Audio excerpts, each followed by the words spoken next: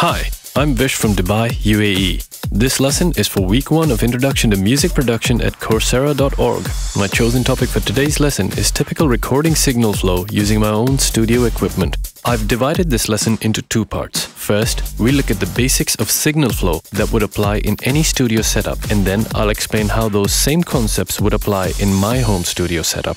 Let's jump right in.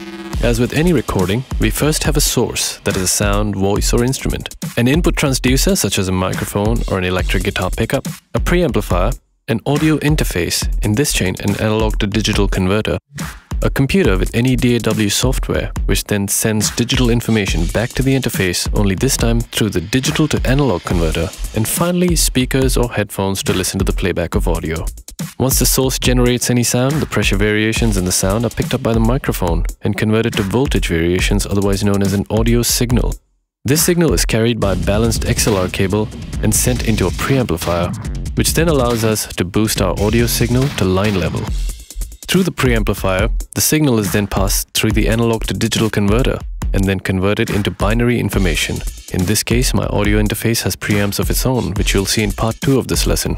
The audio interface then connects to a computer via a FireWire, USB or Thunderbolt connection. This is where the audio signal can now be represented as a digital waveform on any DAW host software in order to enable processing or manipulation. Once the recording takes place, the audio in its digital form is then sent back to the interface to be converted back to an analog signal via the digital to analog converter, which is then sent out for playback to the speakers or headphones. Right, let's get into part 2 where I explain the signal flow in my home studio setup.